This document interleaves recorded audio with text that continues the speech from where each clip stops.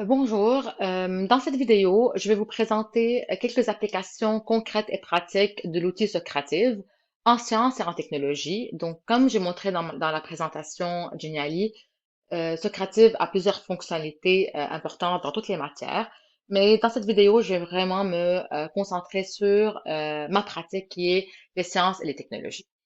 En science, c'est très important d'activer au début de chaque séance des connaissances antérieures, surtout si on veut poursuivre le cours pour aborder une notion plus développée ou, par exemple, avant d'aller faire un laboratoire sur une certaine notion. Dans cet exemple, je prends la notion de masse volumique pour des élèves de secondaire 1 et 2. Donc, l'enseignant, au lieu de créer une version papier avec des questions, l'envoyer aux élèves, les élèves vont répondre, ramasser, donner des rétroactions, etc. Socrative est un outil plus rapide, plus efficace, plus instantané pour créer ce genre de questionnaire-là. Donc, moi, j'ai déjà créé le quiz. Il est ici. L'enseignant peut envoyer ce questionnaire à la maison pour que les élèves répondent de chez eux ou le réaliser en classe si les élèves possèdent des tablettes ou ont accès à des outils informatiques en classe. Donc voilà, ici il y a 4 questions qui sont posées. L'élève va venir répondre. Donc je vais lancer ce quiz-là. Donc on va voir que l'enseignant a plusieurs options pour lancer un questionnaire, mais vu qu'on n'est pas dans une évaluation formative ou sommative, on peut ne pas changer l'ordre des questions, des réponses, ne pas demander des noms, etc. Il va inviter les élèves. Moi, je vais jouer le rôle de l'élève. Dans ce cas, l'élève n'a pas besoin de créer un compte. C'est vraiment rapide.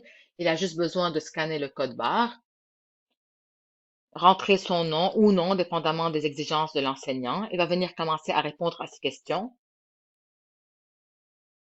L'élève va voir la réponse, la bonne réponse, il va voir la rétroaction à la question vu que l'enseignant il a coché cette option-là. Et l'enseignant, comme on voit sur l'écran, il va voir apparaître devant lui les réponses des élèves au fur et à mesure.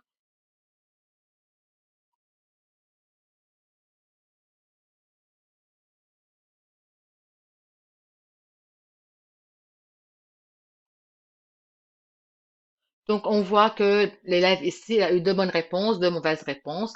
Euh, Ceci permet à l'enseignant d'avoir une idée générale des concepts qui sont moins bien compris chez l'élève avant de poursuivre son cours. Donc, comme ça, au cours suivant, il peut commencer son cours par reprendre cette notion pour s'assurer que l'élève l'a bien compris avant de poursuivre.